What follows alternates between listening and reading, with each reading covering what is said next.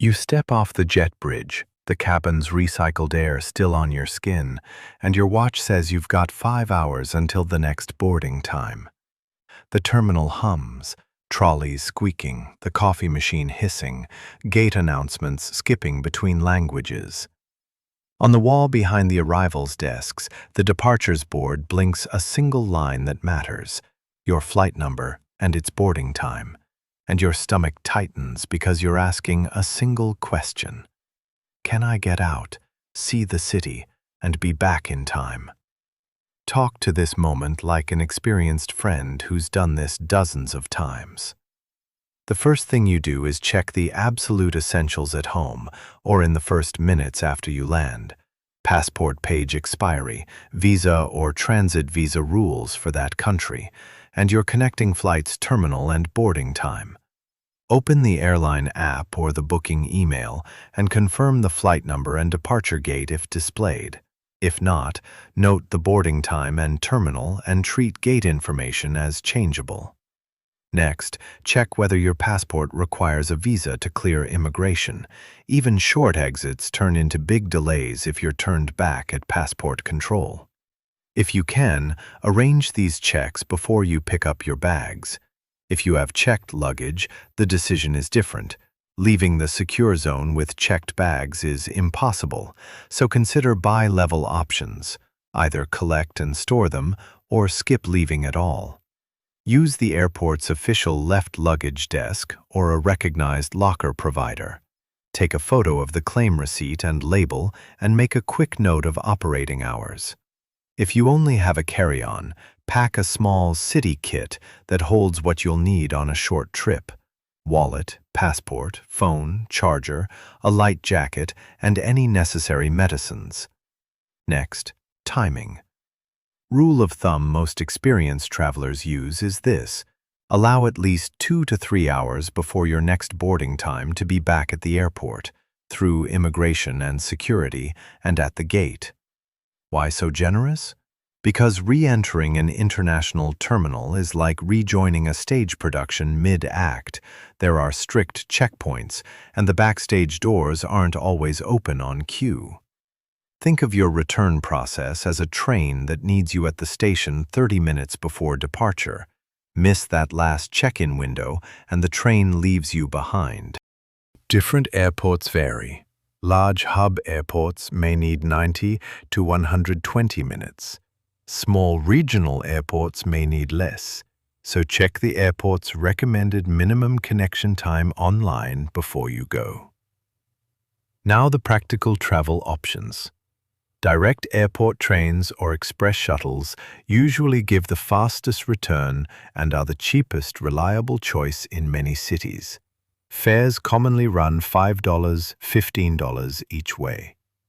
Local metros or buses can be cheaper, $1, $5, but factor in carrying luggage and slower schedules.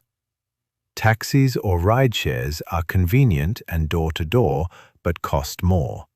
$20, $60 typical in medium-sized cities, and much higher in metropolises or at night. Official airport taxis listed at the taxi rank are safer than unofficial drivers in the car park. If you're short on time, book a verified rideshare with a real-time ETA so you can judge the return window. Worst-case numbers. If you miscalculate and return late, the cost is the missed connection reroute. Depending on your ticket type, that's free for flexible fares, $100, $400 for many economy tickets, or you may be placed on standby for the next flight that could be hours later or even the next day. If you miss a tight connection because you underestimated immigration and security, you risk spending more on last-minute fares, overnight hotels, or rebook fees. Luggage risk. If you leave checked bags and the airline moves them to the connecting flight, retrieval and recheck could be complicated, or the bags might stay with you but be delayed if the carrier reassigns them.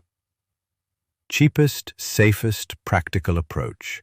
Treat a long layover as a short city excursion and plan for one main loop. Pick one nearby neighborhood or attraction that's realistically reachable.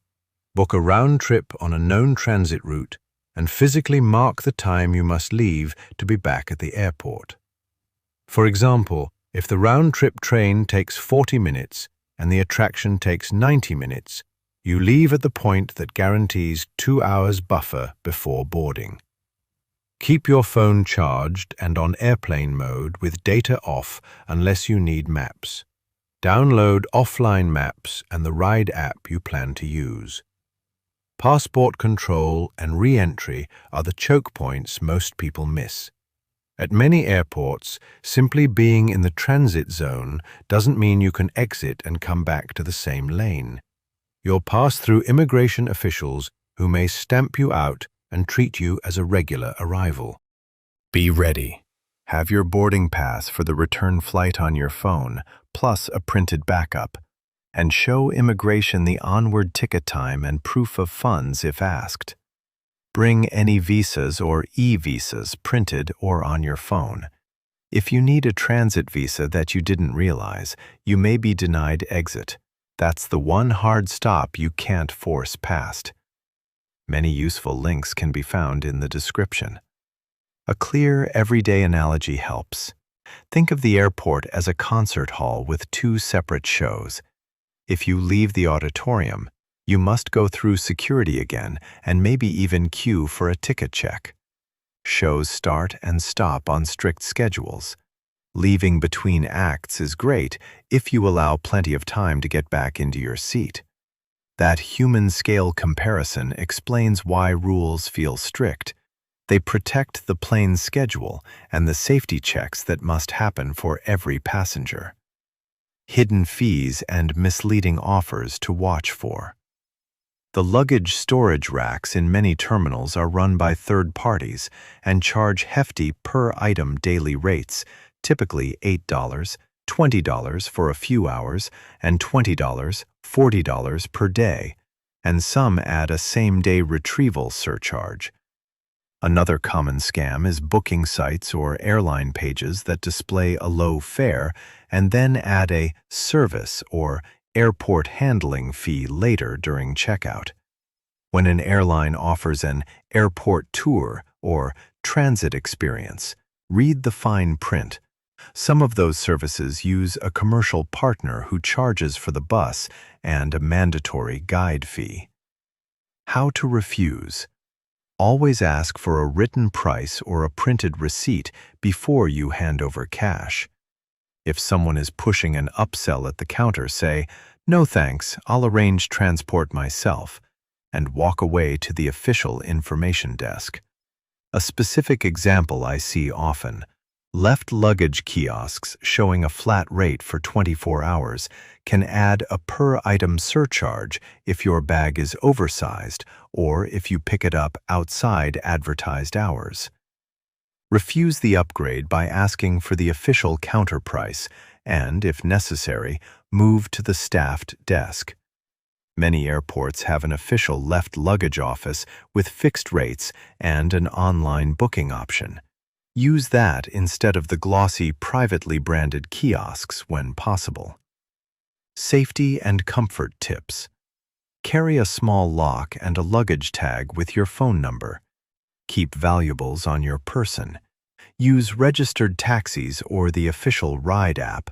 And don't plan to drink heavily on a timetable you're accountable for.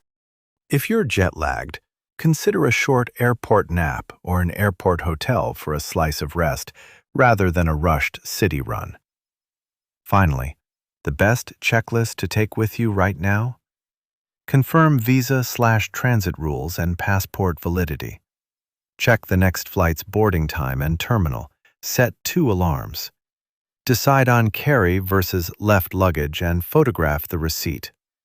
Choose the fastest, reliable transport, train or official shuttle, and estimate round-trip time plus 120 minutes buffer.